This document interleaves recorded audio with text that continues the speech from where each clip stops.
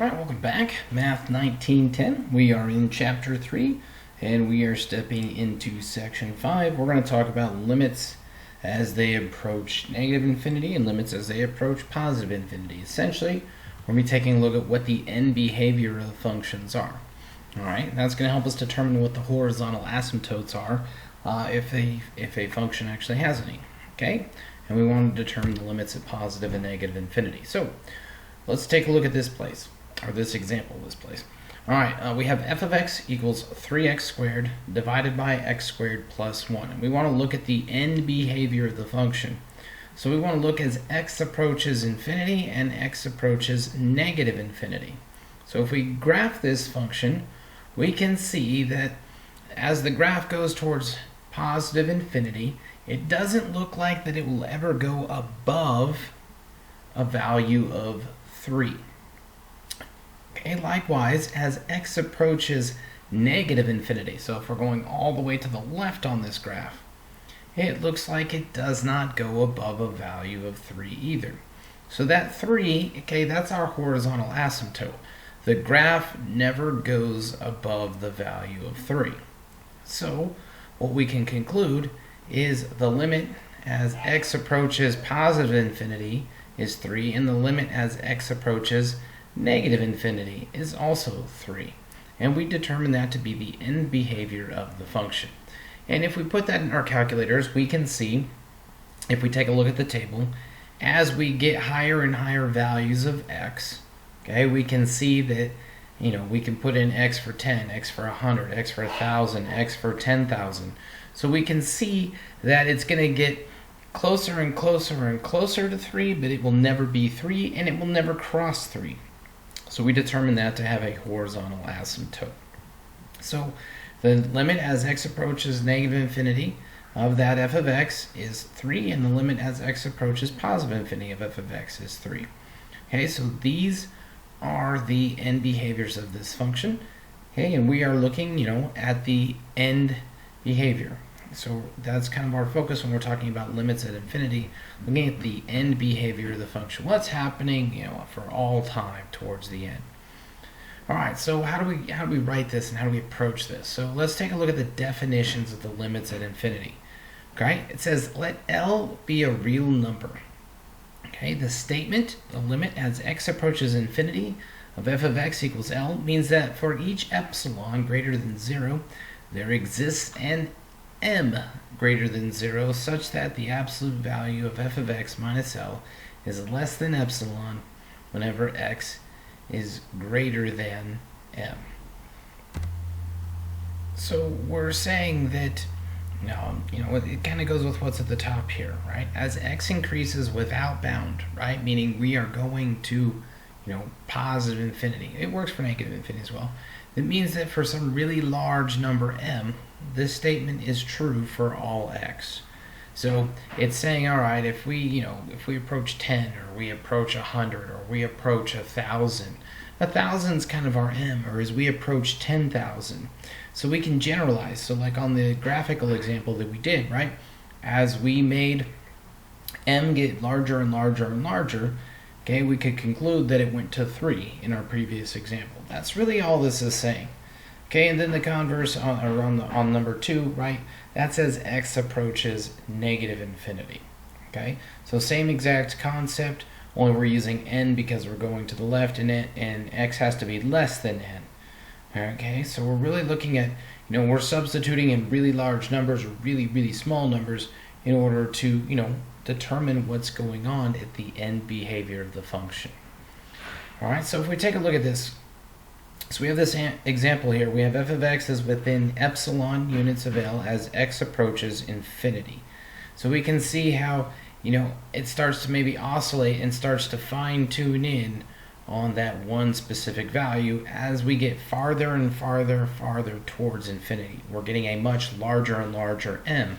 Okay, it might focus in on a finite type of value. That is the limit. Remember, epsilon has to do with our amount of air. And as we go farther and farther and farther, m gets to the right? M gets bigger and bigger. Okay? Our margin of error gets smaller and smaller and smaller. Okay, so we determine what this is this line y equals L that this graph is starting to focus on. Okay, that's called our horizontal asymptote. So in the first graph that we looked at in this lecture, right, the graph never went above 3, whether we went all the way to negative infinity or whether we went all the way to positive infinity. That was the horizontal asymptote. So for us, this L is going to end up being our horizontal asymptote.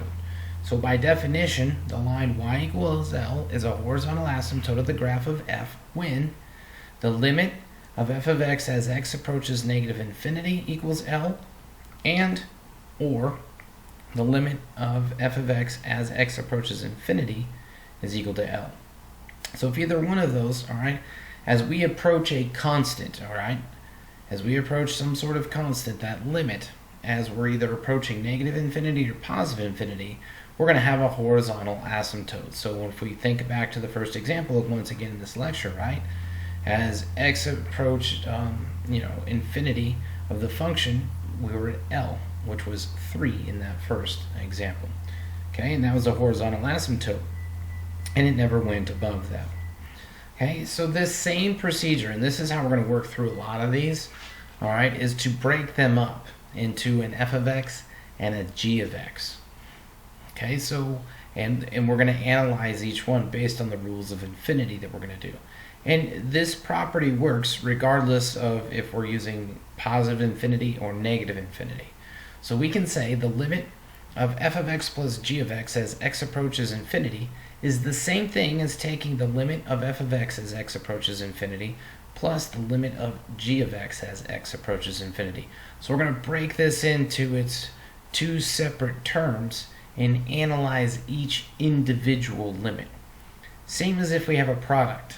Okay, we're going to analyze the limit of each function if we have a product and then multiply it together. So the rules, like I said, apply to negative infinity just like they do positive infinity. So when we do these problems and these examples and you do your homework, okay, you're going to have to take each individual function and evaluate the limit as x approaches infinity or negative infinity as we do this. All right, because we're going to have some rules here that hold true. So if we look at theorem 310, okay, limits at infinity here. If r is a positive rational number and c is a real number, then the limit, okay, of c over x to the r as x approaches infinity is 0. I really want you to think about that. As we get an extremely large denominator, okay, the limit's going to go to 0. Okay, essentially that's going to be our horizontal asymptote, is the line y equals 0. And the same works if we have x approaching negative infinity. Okay, so this is something very important. If we just have some sort of constant over x like squared or a constant over x cubed or things like that, anytime we have that scenario, we're going to say that the limit as x approaches that function is always going to be 0 when we have that. So let's take a look at this example here. So we're going to combine some of the properties here. So we have a difference, okay, and we also are going to analyze each one separately. So we're going to break this into its parts. So we're going to find the limit of 5 minus 2 divided by x squared as x approaches infinity. So we're going to break this up. We're going to take this and apply theorem 310. I'm going to write this as the limit of 5 as x approaches infinity minus the limit of 2 divided by x squared as x approaches infinity. Well, we know the limit of a constant is just that constant, so the limit of 5 as x approaches infinity is just 5, right? There's no x value to substitute infinity into, so we just get back that constant. All right, the next one, minus the limit of 2 divided by x squared as x approaches infinity. We know, okay, by the previous slide, right, that goes to 0. So we have the constant over like an x to the r scenario. We know that goes to 0. So I can rewrite this as 5 minus 0, and the answer is 5. So the limit of 5 minus 2 divided by x squared as x approaches infinity is just 5. Okay, so it's important that we understand. There's 3 different scenarios that we're going to go through as we do these. All right, you need to make sure we understand all of them. So if we were to graph this function, okay, so that we're still on the same example here, 5 minus 2 divided by x squared. if we were to graph this function, okay, and you hit just zoom 6 on your calculator and take a look at it, you will notice that the graph never gets above 5. Okay, that's our horizontal asymptote. So that's one way for us to determine the horizontal asymptote, is to take, the limit, as x approaches infinity or as x approaches negative infinity. And that will usually guide us to what the horizontal asymptote is if one exists. In this scenario, one that does exist, okay? It's always going to exist for the most part if we have a rational function. All right, so our horizontal asymptote in this case is the line y equals 5, which is, by definition, what we did earlier, the limit as x approached positive infinity or as x approached negative infinity. So that's where that all kind of comes into play of what we talked about the first part of this lecture. All right, so let's do another example here. We want to find the limit, okay, as x approaches infinity here. So the limit of 2x minus 1 divided by x plus 1 as x approaches infinity. Now, if we plug in, or substitute in is the correct terminology, if I substitute in infinity into this equation right now, I get infinity over infinity. So we have to take care of that situation. Infinity over infinity is an indeterminate solution right now. So there's some methods that we can approach. Later on we're going to learn Hopital's rule and do something like that. But in this case, all right, we have to do some algebra to rewrite this. So notice they both have just an x in each one. So the method we're going to do is I'm going to divide the numerator and the denominator, each term, by x. I'm essentially still multiplying by 1 in the form of x over x, and it's going to distribute to the numerator and the denominator, but we're going to make sure that it's on the bottom, okay? Because we want to make sure that we have some sort of rational function. So, okay, remember we are in infinity over infinity, indeterminate form, so we have to divide the numerator and the denominator by x. So when I do that, I get 2x minus 1 over x divided by x plus 1 over x. Then you're going to rewrite each one of those as separate fractions. So in the numerator, we're going to write 2x over x minus 1 over x. In the denominator, we're going to write x over x plus 1 over x. So we're going to write each piece over its denominator. All right, so when we do that, things are simplified down, and we're going to be left with 2 minus 1 over x divided by 1 plus 1 over x. This is great now because now we can substitute in infinity and actually get some numerical values. So this is, a legal mathematical operation, and this is what you're going to have to do if we get into an indeterminate form. So now we're going to take the limit separately of the numerator and the limit separately of the denominator, all right? And in the numerator we have a difference, in the denominator we have a sum. Okay, so essentially I can break it down like this. I can take the limit of 2 as x approaches infinity minus the limit of 1 over x as x approaches infinity divided by the limit of 1 as x approaches infinity plus the limit of 1 over x as x approaches infinity. This is key for us. Notice the limit of 2 and the limit of 1, those are constants. So infinity is not impacting those. But we have infinity with the other two, right? We have a 1 over x in both of those scenarios. And we already know, all right, from Theorem 110, that if we have the limit of 1 over x to the first, or 1 over x to the r, as x approaches infinity, that's going to go to 0. So essentially, we're really going to have 2 minus 0 divided by 1 plus 0. I'm going to step back a slide. Both of those limits as x is approaching infinity go to 0, right? We have 1 over infinity going to 0. So we end up with 2 minus 0 divided by 1 plus 0, so the limit is 2. Now if we graph this function, all right, it's slightly different than the last couple of functions we looked at. The graph will be above 2 and it will be below 2 in this scenario. However, it will never be 2. So that is our horizontal asymptote.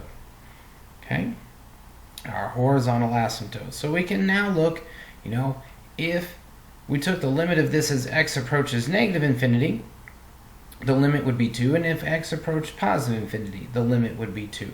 It can never cross over that. It will get arbitrarily close to 2 on both sides, but it will never be 2. So very, very important that we do that. So we can, visually, graphically understand this, but a lot of your homework problems are going to ask you to find where the horizontal asymptote is. So your approach is you're going to have to take the limit as x approaches infinity or the limit as x approaches negative infinity to calculate what the horizontal asymptote is, because the horizontal asymptote will be that limit as x approaches infinity or as x approaches negative infinity. All right, so here's some guidelines that help you, do your homework problems and things like this and create a better understanding of this. So if we want to find limits as we're approaching positive or negative infinity, all right, step 1, if the degree of the numerator is less than the degree of the denominator, then the limit of the rational function is 0. All right, so in this case, if we had x squared divided by x cubed, right, and we took the limit as x approached infinity or positive infinity, what happens? That denominator dominates, right? We have x squared over x cubed, and that simplifies down into 1 over x, which our limit is 0. So very important. You can actually just look at the functions without doing the math. Okay? If the degree of the numerator, regardless of the polynomial, right? So if I have like x to the 4th plus like 10x minus 15, and the denominator is x to the 5th minus 32x plus, x plus 0, or plus 1. I wouldn't write plus 0. But we notice, okay, if the denominator is dominating, the limit goes to 0. If the degree of the numerator and the denominator is the same, okay, the answer is the leading coefficients.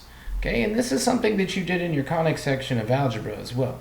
Okay, and then third, if the degree of the numerator is greater than the degree of the denominator, then the limit of the rational function does not exist, right? So if we have like an x to the 4th divided by x cubed, all right, it increases without bound, so you would just have infinity over a smaller number, which would be infinity, which means it doesn't exist, right? There is no finite number. It goes on forever. So you need to write down these 3 scenarios for when you're doing your assignment so that you understand, okay? Because every single problem you're going to want to break it down and evaluate it based on what's going on here, okay? So if we take a look at this example here, we have the limit of 1 over x squared plus 1 as x approaches infinity. Now, we can obviously clearly see that the denominator, okay, the exponent on the denominator is dominating the numerator because the numerator doesn't even have an x to the 1st. All right, and if I substitute infinity, I get 1 over infinity here, and by definition, we know that 1 over infinity goes to 0. All right, because I'll have 1 over infinity squared plus 1, which is 1 over infinity, which is 0. Okay, if we take a look at this function here, all right, we have 8a cubed divided by x squared plus 4a. This is a famous, Agnazzi graph. Okay, so very important here. But if we take a look at what's going on here, regardless of what a is, okay, regardless of what a is some number, okay, the x squared is going to dominate.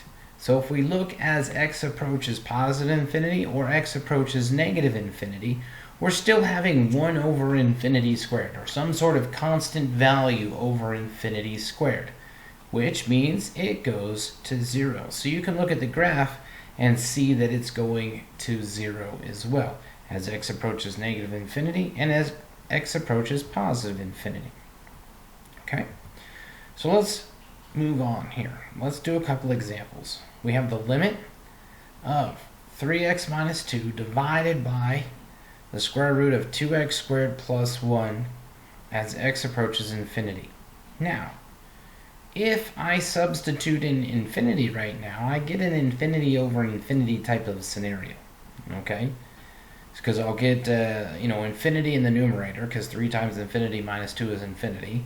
All right, and then the denominator, I'm going to get the square root of 2 times infinity squared plus 1. So I'm going to get the square root of infinity squared, which is infinity over infinity.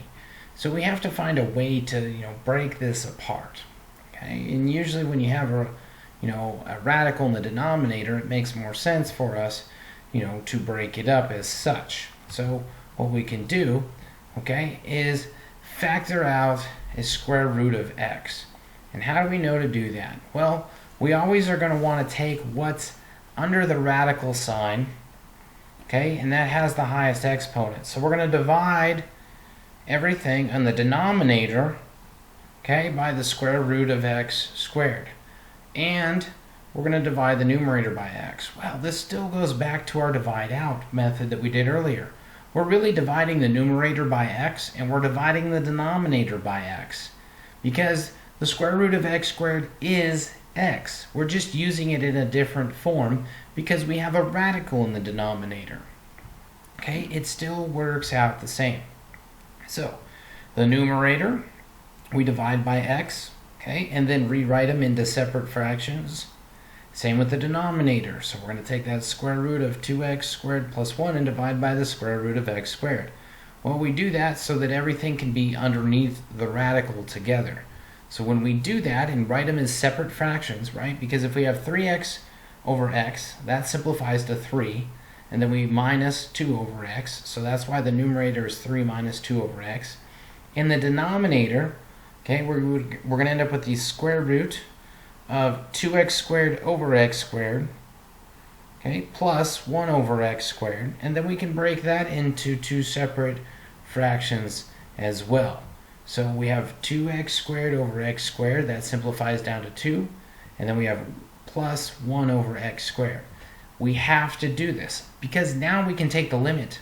Now if we evaluate the numerator as x approaches infinity and the denominator as x approaches infinity, we're going to actually get some concrete values. So if we look at the numerator, all right, it's going to break into taking the limit, okay, of 3 minus 2 over x as x approaches infinity. The denominator, okay, it's going to be the square root of 2 plus 1 over x squared as x approaches infinity. Now, we can substitute in infinity in for the x's. So we get 3 minus 2 over infinity. Well, that 2 over infinity becomes 0, right? In the denominator, we get 2, or the square root of 2 plus 1 over infinity squared. 1 over infinity squared is 0, so we have the square root of 2 plus 0. Okay, so it helps us understand that. So we know that we have 3 minus 0 in the numerator divided by the square root of 2 plus 0 in the denominator. So we know that we end up with 3 divided by the square root of 2. Okay, and if we have to rationalize the denominator, we end up with 3 square roots of 2 divided by 2 is our final answer. Okay, and we can do the exact same thing as x approaches infinity from the left, but when you substitute in, or not infinity from the left, I apologize, negative infinity, what you have to pay attention to is when you substitute in negative infinity, the negative can impact. So notice the work is the exact same as the first part of the example, except for there's a negative in front because we are approaching negative infinity. So when I substitute in negative infinity, it's going to make, the coefficient out in front negative. So instead, we will end up getting 3 minus 0 divided by negative square root of 3 over 2. So our answer is negative 3 over the square root of 2. That's when x approaches negative infinity for this problem. Okay, so I'm going to step back a couple slides just so that you can see. All right, so what are we doing? It's example A was as x approaches positive infinity. Example B was the same function only as x approaches negative infinity. So the negative does carry through and does make our answer change. Okay, now if we take a look at the graph now, and if you were to graph this function, we can see that as x approaches negative infinity, we get negative 3 over the square root of 2. And as x approaches positive infinity, right, we're going to the right, y is going to, or that's going to be 3 over the square root of 2. So that'll be our limit. Okay, so we have two horizontal asymptotes here. The first horizontal asymptote is at 3 over the square root of 2. The second horizontal asymptote is at negative 3 over the square root of 2. So very, very important that we understand that aspect. Okay, so if we talk about the definitions of infinite limits at infinity, okay, here's the more formal way of writing it. Let f be a function defined on the interval a to infinity. So we can have the statement, the limit of f of x as x approaches infinity is infinity. Okay, that means that for each positive number m, there is a corresponding number n greater than 0 such that f of x is greater than m whenever x is greater than n. Okay, what's that really saying? We are increasing without bound. This is if we're just substituting infinity into, a polynomial or something like that. There's no rational function. There's nothing, we're not 1 over x not going to 0. And you can read the same thing, that holds true for negative infinity. So the best way to write the definitions for us is the limit of f of x as x approaches negative infinity is infinity. Okay, and the limit as x approaches negative infinity of f of x is negative infinity. The one on the left, there's a slight typo. It should be as x approaches infinity, not negative infinity. Or, I'm sorry. Those are both for, let me restart this. We've already done for positive infinity, and then the bottom is for going to negative infinity. Okay, so I'll rephrase that. So let's do an example here. This is very easy, right? We are going to literally substitute in infinity. So the limit as x approaches, or the limit of x cubed as x approaches infinity is infinity cubed, which is infinity when we substitute in that value. Okay? Then conversely, you got to pay attention and keep track of the signs. This is the only tricky part about this, is because we're going to take the limit of x cubed as x approaches negative infinity. Since that is an odd exponent, it means what? X times x times x, which is a negative times a negative, which is a positive, times another negative, which makes it negative. So you got to be very careful in part B. Anytime we have an odd power, okay, we're going to get back a negative value. So the limit of x cubed as x approaches negative infinity is going to be negative infinity here, okay? So we can take a look at the graph of x cubed, and we know what the graph of x cubed is, okay? It goes without bound. So, if you zoom out, like 1,000 times, you'll see that x cubed keeps going towards infinity. So as your x gets, bigger and bigger and bigger, so does your y. All right, so we keep going towards infinity. And then as we go towards negative infinity, x keeps getting smaller and smaller and smaller, going to negative infinity. Okay, so you can see from a graphical approach too of, what we're doing with the end behavior of the function. And so that's really what we're looking at here, right? We wanted to determine if there's a horizontal asymptote or not for our rational function. We had to do that by taking the limit as x approached infinity or as x approached negative infinity of the function. Okay, then we wanted to look at the end behavior. So we understood that if, we had a couple different scenarios about the leading coefficients, or if the numerator's exponent was greater than the denominator's, or if the denominator's exponent was greater than the numerator's, we had the different scenarios that played out. All right, so that helps us find the vertical asymptotes. That also helps us describe, not the vertical asymptotes, the horizontal asymptotes. All right, and that also helps us to describe the end behavior of the function. Are we focusing in and going in on a finite value? Or is the end behavior, like the last example here, going to infinity or going to positive infinity? So very, very important as we understand those aspects. But all right, guys, that's the end of this lecture. If you have any questions, email me. Tell me if you need a Zoom call or team call or any of those sort of things. Else, guys, have a great day, and I will see you in class.